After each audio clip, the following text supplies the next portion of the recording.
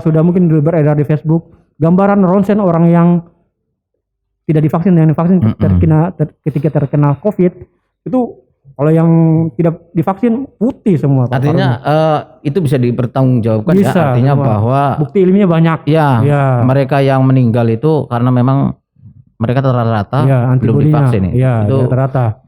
Betul ya, artinya data faktual deh. Faktual Pak. Itu. Betul.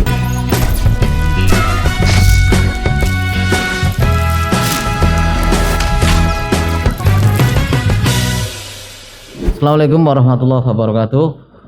Pemirsa MC TV ya, kita kembali dalam acara obrol saran ya, obrolan obrolan santai syarat makna.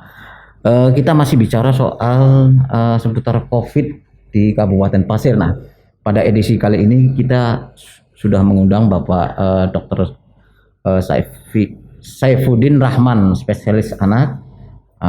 Kebetulan dia adalah salah satu dokter di Rumah Sakit Panglima Serbaya. Nah, pada hari ini kita akan membahas tentang vaksin, Pak ya. Iya, vaksin. Mungkin banyak sekali tentang peristiwaan hoax tentang vaksin, tentang efek vaksin dan segala macam yang membuat orang juga jadi enggan untuk divaksin ya. Mungkin itu mungkin sebagai pengantar aja mungkin, tapi kita akan memulai bagaimana vaksin ini bekerja gitu loh Pak. Mungkin bisa dijelaskan Pak Dr. Pio. Iya, terima kasih saya diundang ini ya sebagai bentuk edukasi. Jadi memang jadi kita sebagai dokter apalagi yang berkecimpung penanganan COVID kemudian vaksinasi harus memang kita luruskan hal-hal yang tidak benar beredar di masyarakat. Jadi seperti tadi yang banyak berseliweran sehingga tadi bisa mengganggu penanganan pandemi ini seperti itu. Di sini terasa ya. Di sini sangat terasa sekali pada awal-awal terjadinya pada saat vaksinasi. Ya, waduh, saya sampai bagaimana kita di rumah sakit mulai dari awal-awal sebelum ada rencana vaksinasi kita sudah adakan edukasi lewat humas RSPS. Jadi kita lakukan edukasi. Jadi untuk masalah vaksinasi sebenarnya hal yang lumrah, biasa. Kita dari kecil sudah divaksinasi kok. Ini yang karena mungkin penyakit baru, jadi masyarakat banyak berseliweran biar betul yang tidak benar. Lebih besar hebohnya itu. Iya betul. Padahal dari lahir kita saya kan menangani bayi-bayi yang lahir. Itu sudah kita berikan pas lahir, berikan vitamin K, injeksi, kemudian berikan vaksin hepatitis B. Itu vaksin juga. Vaksin Pak. Iya. Jadi sebenarnya mungkin ya tadi apalagi sekarang dengan media-media yang beredar sekarang lebih gencar, masyarakat terpengaruh sekali. Itulah kadang Pak ya kalau pendekatan orang kesehatan pasti beda dengan pendekatan orang yang mungkin sudah bercampur baur itu Pak ya kan. Kalau pendekatan kesehatan kan pure, dia ada ilmiah ya kan masuk. Kemudian kita ini mungkin semua hampir 90% penduduk dunia lah sudah divaksin. Ya, hanya mungkin vaksin COVID ini kan yang hasil yang baru 2019 kemarin ada timbul wabah virus SARS-CoV-2 ini, kemudian timbul penyakitnya namanya COVID-19. Nah, situ para ilmuwan itu berusaha untuk bagaimana karena sudah diumumkan oleh WHO bahwa ini pandemi. Pandemi itu berarti seluruh dunia terkena. Makanya para ilmuwan berusaha bagaimana untuk menghentikan pandemi ini. Ya, yang karena sudah ada pengalaman sebelumnya dari tahun-tahun sebelumnya, udah puluhan tahun yang lalu, ratusan tahun yang lalu, bahwa suatu penyakit bisa hilang atau dieradikasi dengan adanya vaksinasi. Contohnya vaksin variola, cacar api. Mungkin yang lahir-lahir tahun 70-an ke bawah pernah divaksin itu. Karena sampai 500 juta orang yang meninggal. Ini vaksin variola ini, yang bopeng-bopeng mukanya itu kalau sudah sembuh. Nah, itu sangat mematikan. Itu dengan adanya vaksinasi variola, sekarang penyakitnya sudah tidak ada. Jadi sudah hilang di muka bumi. Jadi tidak ada lagi vaksinasi cacar api itu namanya variola. Nah, kemudian yang kedua vaksin polio. Dulu kita temukan banyak sekali yang lumpuh sebelum tahun 70-an. Ini sekarang polio sudah jarang sekali ditemukan. dengan keberhasilan vaksinasi karena sudah mencapai seluruh dunia. Jadi yang dulu polio banyak ditemukan tahun 70-an, sekarang alhamdulillah dengan adanya vaksinasi massal, polio sekarang sudah 2014 sudah dinyatakan eradikasi di Indonesia. Ya, jadi jarang. Kemudian apalagi vaksin tetanus, tetanus neonatorum yang menyebabkan kejang spasme pada bayi-bayi. Itu sekarang sudah jarang ditemukan karena tadi vaksinasi pada ibu-ibu yang pada saat dia hamil, remaja dikasih tetanus toxoid vaksin, kemudian pada saat dia hamil kita kasih lagi vaksin 2 kali, itu alhamdulillah dia efeknya sangat besar menghilangkan penyakit itu tetanus itu, sangat jarang sekarang kita ketemukan. Jadi itu salah satu bukti keberhasilan vaksin terhadap penanganan penyakit-penyakit menular. Artinya memang kembali lagi bahwa kalau kita dilihat dari ilmu kesehatan itu sudah hal biasa, cuman narasi-narasi di luar itu yang membuat seperti orang jadi ketakutan. Padahal itu biasa kayak vaksin yang dulu. Sebenarnya untuk tadi mekanisme kerja vaksin, ini mekanisme kerja vaksin ini sebenarnya sama dengan mekanisme orang terinfeksi. Jadi antibodi itu kan tujuan kita vaksinasi adalah menimbulkan antibodi atau kekebalan untuk melawan penyakit tersebut. Misalnya kalau kita disuntik vaksin polio, diinjeksi vaksin polio atau diteteskan, itu dia akan menimbulkan antibodi terhadap polio tersebut. Nah, sama dengan vaksin COVID ini. Nah, vaksin COVID ini tujuannya adalah itu menimbulkan antibodi terhadap COVID ini, COVID-19. Jadi itu sebenarnya tujuan mekanisme kerjanya. Hanya dengan pengetahuan manusia yang diberikan oleh Allah Subhanahu Wa Taala berusaha untuk mencontoh kerja infeksi alamiah ini, ya. Jadi dengan cara seperti itu, tapi tidak menimbulkan sakit. Jadi kita divaksin, kita bisa melewati karena tadi sudah bisa dilumpuhkan keganasannya. Jadi di vaksin itu mengandung antigen kuman tersebut, tapi sudah dilumpuhkan sehingga di dalam tubuh sendiri bisa melihat atau menangkap bahwa ini adalah benda asing. Timbul antibodi. Antibodi itu yang akan ada namanya sel memorinya. Jadi dia mengingat ketika sudah kita terpajan kembali dengan penyakit tersebut, dia sudah langsung cepat otomatis. Karena kalau tidak divaksinasi, dia akan lama proses keluarnya antibodi itu. Butuh 14 hari. Berkeluar antibodi. Nah, di waktu itu jeda 14 hari itu tergantung imun kita. Jadi kalau imun kita kuat, bisa kita lewati itu. Tapi kalau imun kita lemah, bisa jadi cacat atau kematian pada saat mau keluar antibodi itu. Kemudian Pak dokter, itu kan kalau vaksin yang kita dapatkan ada dosis pertama, kemudian berapa hari lagi dosis kedua. Kenapa harus begitu Pak, maksudnya itu? Ya, itu sebenarnya tergantung jenis vaksinnya ya. Jadi jenis vaksin itu secara umum ada 2. Ada vaksin yang mikroorganismenya dilemahkan. Contohnya vaksin polio yang ditetes, atau vaksin campak. Itu masih istilahnya masih ada kumannya, tapi sudah dilemahkan, dilumpuhkan. Kemudian ada namanya vaksin yang mati. Nah, vaksin yang mati ini yang seperti vaksin COVID ini. Jadi dia sudah dimatikan, inaktif sudah. Jadi bedanya dengan vaksin yang hidup dengan yang mati, kalau vaksin yang hidup tadi, yang sudah dilemahkan tadi, itu biasanya agak panjang, bisa seumur hidup. Kayak BCG, itu bisa 1 kali aja kan? Nah, tapi kalau untuk vaksin yang mati, itu harus ada namanya booster. Jadi tujuan vaksin pertama adalah untuk menimbulkan antibodi yang belum maksimal. Itu yang dosis pertama. Ya, dosis pertama. Jadi semacam pengenalan ke tubuh supaya dia keluarkan namanya sel memori. Jadi kira-kira antibodi kita itu 50%. Itu pun timbul setelah 14 hari. Nah, yang untuk memperkuat yang itu, yang kedua, ya dikasihkan booster. Namanya booster itu ya. Untuk jadi meningkatkan imun sampai 100% seperti itu. Kalau jadi yang kedua itu gunanya adalah booster untuk memperkuat tadi antibodi tadi. Jadi sudah ada memori tapi masih belum optimal. Sehingga berarti diberikan istilahnya satu paket itu Pak ya? Iya, satu paket ya? Iya, seperti itu. Jadi sesuai dengan uji klinisnya. Jadi itu melalui proses uji klinis yang panjang. Jadi kalau dulu itu pengembangan vaksin itu sampai 15 tahun baru bisa disuntikan ke orang.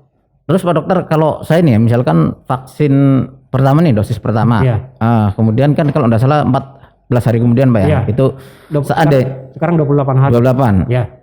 Pada saat waktunya mungkin karena apa mungkin itu enggak vaksin yang kedua, yang dosis kedua itu berpengaruh enggak Pak? Oh, sangat berpengaruh.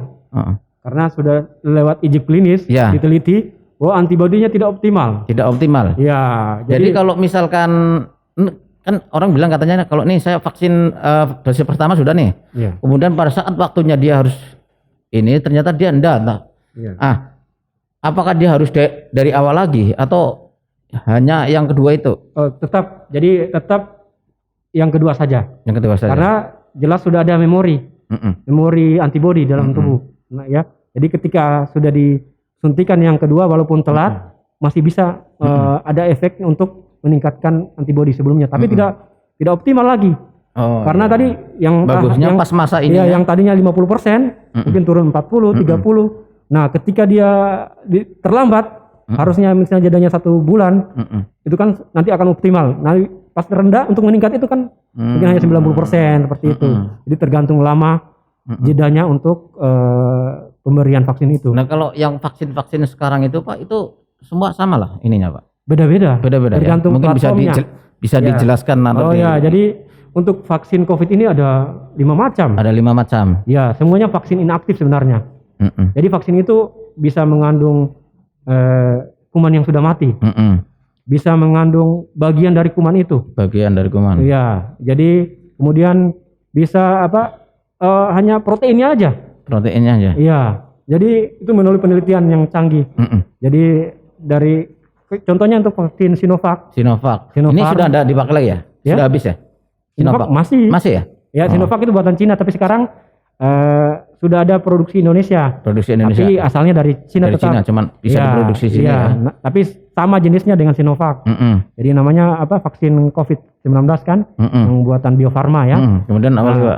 Kemudian ada vaksin yang sekarang sudah dipakai AstraZeneca. Yaitu DNA virus COVID itu diambil DNA-nya. DNA itu materi genetik yang ada virus di virus diambil, kemudian digandengkan ke virus yang jinak, namanya adenovirus.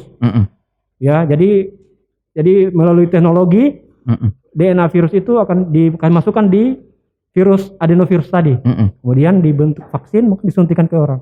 Makanya mungkin kalau AstraZeneca agak lebih berat reaksinya. Jadi masing-masing virus ini punya efek beda-beda. Vaksin itu punya efeknya beda-beda atau gimana Pak? Sama efek. Untuk efek ininya tadi efek yang Sinovac, kemudian yang jadi efek yang dirasakan saat disuntik. Jadi mungkin beda-beda. Tapi tergantung juga respon tubuh. Ada yang sama sekali tidak merasakan apa-apa. Yang kalau secara umum Pak artinya yang paling sering itu ya tadi rasa gejala sistemik itu meriang-meriang atau demam 1-2 hari hilang. 2 hari hilang ya. Ya, nah, itu. Selama itu boleh lah minum obat itu Pak? Oh iya, wajib. Jadi, paracetamol aja diminum. Iya, jadi itu paracetamol 1-2 hari hilang. Seperti itu. Jadi memang seperti itu. Jadi itu kemudian itu salah satu kipinya. Kejadian ikutan pasca vaksinasi imunisasi. Jadi ada yang reaksi ringan, reaksi lokal, reaksi sistemik, ada reaksi lain. Ya, reaksi ringan itu seperti mungkin ada memar di tempat pendidikan. Kalau reaksi sistemik biasanya demam ringan, kemudian bisa nyeri sendi, bisa nyeri seluruh badan lah, nyalgia, itu akan hilang sendiri, dikasih saja paracetamol hilang ya. Kemudian ada yang reaksi lain, ini agak berat, ini biasanya reaksi anafilaktik yang sering, tapi ini sudah bisa ada penanganannya, ini biasanya munculnya cepat. Jadi makanya setelah divaksinasi orang disuruh tunggu dulu 15 menit itu mengantisipasi tadi reaksi anafilaksis tadi. Oh iya Pak, dari biasanya itu gejala-gejala itu muncul, itu waktunya itu berapa Pak dari dia disuntik kemudian reaksinya itu biasanya apakah sehari setelah disuntik atau berapa jam gitu? Bisa misalnya disuntik siang ini, sore sudah muncul. Jadi 1-2 hari. Ya gitu gejala itu muncul. Makanya dalam setiap kegiatan vaksin nanti di Iya. yang peserta vaksin itu dijelaskan nanti kalau ada apa Iya. memberikan Jadi informasi kepada. Jadi untuk mengantisipasi hal tersebut, kita biasanya di kartu vaksin itu ada nama petugas yang dihubungi. Iya, petugas yang Ketika ada kejadian seperti ada tadi. gejala-gejala itu ya. Ya, jadi namanya KIPI ya. KIPI itu kejadian Dan ikutan pasca vaksinasi. Itu semua kejadian medis yang terjadi setelah vaksinasi. Tapi hampir semua vaksin tidak hanya COVID pasti ada KIPI juga. Semua ada. ya. Iya, makanya di kabupaten ini sebenarnya sudah ada dari dulu Pokja KIPI. Bukan hanya karena ada vaksin COVID ini. Karena semua vaksin-vaksin yang diberikan kepada anak-anak itu harus dilaporkan. Dilaporkan ya. Iya, jadi seperti itu. Jadi bukan hanya karena ada vaksin COVID ini, makanya ada Pokja KIPI untuk menyelidiki kasus-kasus yang terjadi setelah vaksinasi. Ya. Nah, kalau vaksin sendiri Pak untuk di pasir ini jenisnya apa aja Pak? Untuk sementara yang di pasir, yang di pasir. beredar ya, yang sudah dipakai, yang pertama Sinovac, kemudian Sinovac sama dengan punya Bio Farma namanya, kalau sudah di produk Indonesia namanya coronavirus vaksin, kemudian AstraZeneca, kemudian yang baru-baru Kideko, vaksin gotong royong, itu Sinopharm. Sinopharm itu sama tipenya jenisnya dengan vaksin COVID Sinovac. Sama jenisnya dari virus yang sudah mati. Kemudian Pak, kan kadang kalau orang yang kena COVID ya kan Pak ya, ketika dia darah dia harus orang yang sudah pernah atau gimana kata? Yang artinya mendapatkan darah itu dari orang yang yang pernah COVID. Ya, itu kok bisa begitu? Mungkin bisa dijelaskan itu. Oh ya, jadi sebenarnya yang namanya plasma covalence. Sebenarnya itu imunisasi namanya. Jadi namanya imunisasi pasif. Jadi antibodi itu kan dia yang dihasilkan oleh orang-orang yang sudah pernah kena COVID itu ada namanya antibodi. Nah, itu yang tujuan vaksinasi juga itu antibodi. Nah, masalahnya Pak, kalau seperti itu mungkin agak susah di sini Pak ya. Ketika orang butuh darahnya orang penyintas lah kalau bahasa gitu ya. Ini merasa susah atau gimana Pak selama di pasir ini Pak? Kalau memang agak sulit sih kalau untuk mendapatkan itu penyintas COVID karena kan harus diteliti juga kadar antibodinya. Kemudian syarat-syaratnya lagi tadi. Ada lagi. Badak lagi supaya apakah dia itu ya, apakah dia sudah pernah melahirkan, itu tidak boleh. Oh, masih banyak persyaratan. Ya, masih banyak syaratan lain. Kemudian darahnya juga atau ada infeksi lain, misalnya ada HIV, ada HIV-nya atau hepatitisnya, itu tidak boleh. Jadi ada screening ketat lah. Ada screening lah. Makanya susah untuk mendapatkan plasma itu. Ya. Makanya cara yang paling bagus adalah vaksin. Karena tujuannya sama. Iya, tapi kalau tadi yang antibodi yang dihasilkan oleh yang penyintas itu kan antibodi alami. Jadi dia sakit dulu, dia selamat, timbul antibodi. Mungkin dokter bisa menjelaskan. Kan ada orang yang sudah divaksin nih. Iya. Kok tiba-tiba dia kena gitu nah. Ini mungkin bisa dijelaskan secara medis. Jadi bisa dijelaskan ada tiga fenomena. Misalnya hari ini vaksin, besok periksa positif. Ya, yang pertama dia sudah ada kontak terpapar sebelumnya. Ya, sebelum divaksin. Tapi tidak ada gejala. Karena memang COVID ini kan 80% ringan atau malah tidak bergejala. Jadi itu canggihnya ini COVID. Nah, itu pada saat divaksin setelah beberapa hari baru timbul gejala klinis atau pas diperiksa ternyata mengandung pas di swab mengandung virus COVID. Ya, jadi itu salah satu pertama. Yang kedua antibodi yang dihasilkan oleh vaksin tadi itu butuh waktu. Iya. Pada saat butuh waktu kosongnya itu belum terbentuk antibodi yang diharapkan. Udah duluan. Kontak. Makanya tetap 3M tadi, 5M tadi. Jadi artinya jangan merasa mentang sudah vaksin kemudian semua protokol kesehatan diabaikan. Iya, tidak boleh karena pertama cakupan kita masih rendah. Betul. Jadi tujuan vaksin ini adalah herd immunity. Jadi selain untuk individu, untuk masyarakat juga. Jadi namanya herd immunity adalah kekebalan komunitas. Jadi di situ ketika ada 70-80% yang sudah divaksin, dia akan melindungi orang-orang yang tidak divaksin. Karena tidak semua orang harus bisa divaksin. Kan banyak ada 12 kriteria yang harus divaksin, Kak, yang tidak boleh divaksin. Orang-orang yang penyakit autoimun itu tidak boleh divaksin. yang penyakit imunitasnya rendah, yang kanker nggak boleh divaksin. Nah, tujuan dari vaksinasi adalah tadi kalau ada 80% bisa melindungi orang-orang tadi. Jadi sebenarnya sedekah kita secara tidak langsung. Kalau itu gunanya. Gini Pak Dokter, kan sering di masyarakat bilang kalau sebenarnya imun itu bukan berarti dia bebas dari COVID, artinya enggak paling kena, tapi mungkin katanya kalau kena dia mungkin enggak lebih parah atau gimana ini? Mungkin penjelasan dokter itu. Begini ya, sebenarnya tidak ada sesuatu yang diciptakan oleh manusia ada sempurna. Sama dengan vaksin juga. Jadi vaksin ini dia bisa menghindarkan dari infeksi atau ketika dia terinfeksi dia gejalanya ringan sampai sedang, tidak sampai berat seperti itu. Karena sudah ada antibodi yang bisa melawan virus itu. Jadi banyak bukti-bukti. Ya, seperti kasus kita di ini banyak kematian itu karena belum rata-rata tidak divaksin. Nah, ini yang perlu kita ini lagi Pak. Jadi saya nanya tapi ingin penegasan lagi bahwa di kasus-kasus pasien COVID yang meninggal ini hampir sebagian besar mereka yang meninggal mereka belum divaksin, Pak. Iya, betul. Jadi ada baru-baru penelitian dari Kemenkes, nakes-nakes yang sudah divaksin, mereka berhadapan dengan virus langsung. Maksudnya virusnya banyak. Ternyata 94% itu tidak sampai gejalanya ringan. Kemudian 93,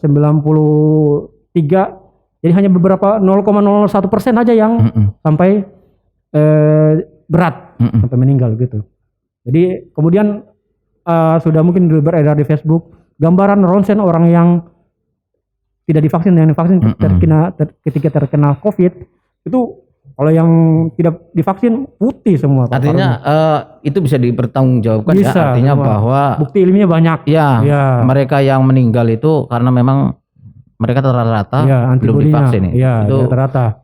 Betul ya, artinya data faktual deh. Faktual Pak. Itu. Betul. Ya. Baik, kemudian Pak,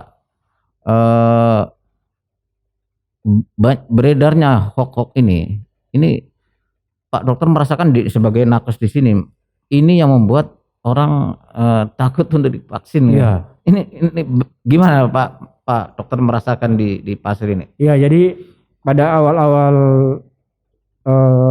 vaksin untuk rencana vaksinasi oleh pemerintah.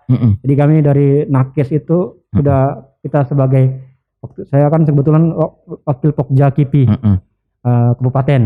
Jadi kita adakan seminar untuk persiapan petugas. Jadi menanggapi misalnya ada hoax atau isu-isu yang tidak benar di masyarakat. Kemudian bagaimana mempersiapkan vaksinasi untuk melakukan pelayanan. Jadi memang awal-awal ini udah sangat sedikit. Sampai kami di rumah sakit itu telepon kiri kanan. Ayo, ini ada sisa vaksin, karena kan satu vial itu untuk 10 orang. Masih ada 3 atau 4 vial sudah kita buka. Nanti rusak, kasihan, percuma. Jadi kita telepon, ayo sampai mau vaksin, ayo kita buka kayak gitu. Karena saking susahnya. Tapi sekarang saya lihat sudah pada antri orang vaksin. Sekarang mudah-mudahan kesadaran sendiri. Fakta di lapangan mungkin mungkin ini sangat berpengaruh juga Pak ya. Sangat mudah-mudahan Ya, baik Pak Dokter, mungkin sebelum mengakhiri perbincangan ini mungkin ada sesuatu yang mau disampaikan Pak Dokter agar gairah masyarakat ya kan berbondong-bondong lah istilahnya untuk vaksin itu. Iya, jadi sebenarnya vaksin ini sudah hal yang lumrah. Jadi tidak perlu ada yang ditakutkan.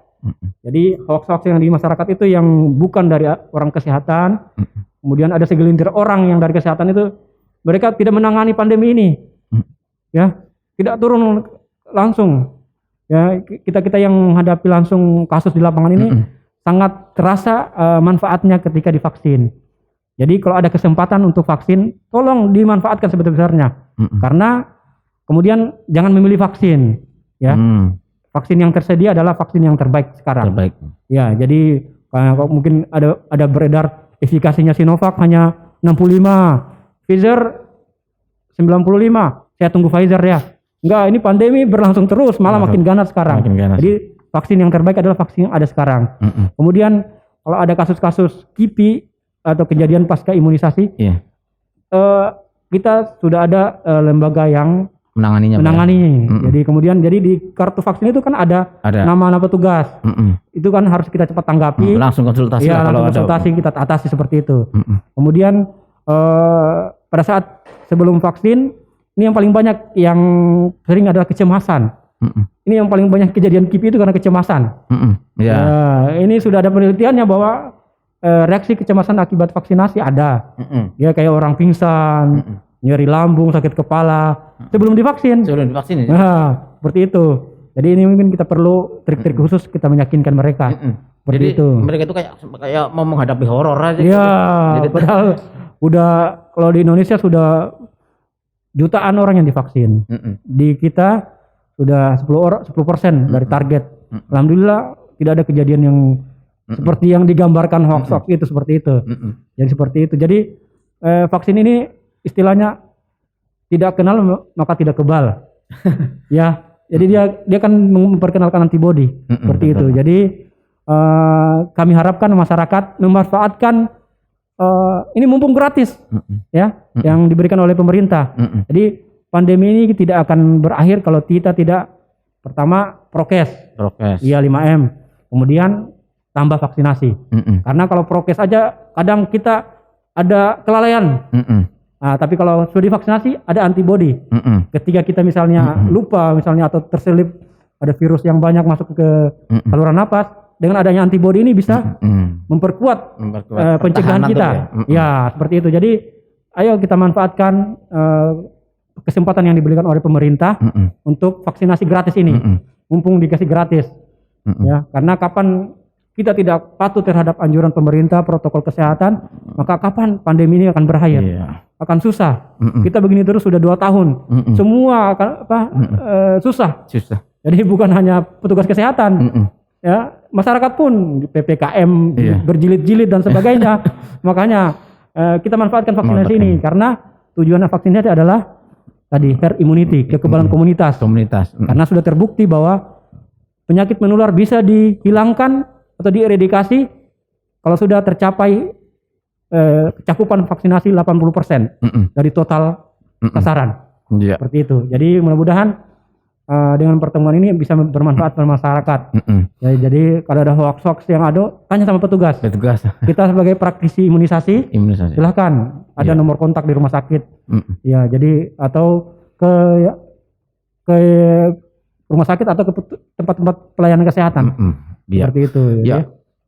Baik, Pak Dr. Vio ya atas waktunya bisa hadir di sini dan tentunya masyarakat setelah mendengar penjelasan dari Dr. Vio jadi terbuka bahwa memang vaksin sangat penting sekali dalam masa pandemi ini sehingga pandemi ini mudah-mudahan cepat berlalu. Terima kasih atas beradanya. Assalamualaikum warahmatullahi wabarakatuh. Waalaikumsalam warahmatullahi wabarakatuh.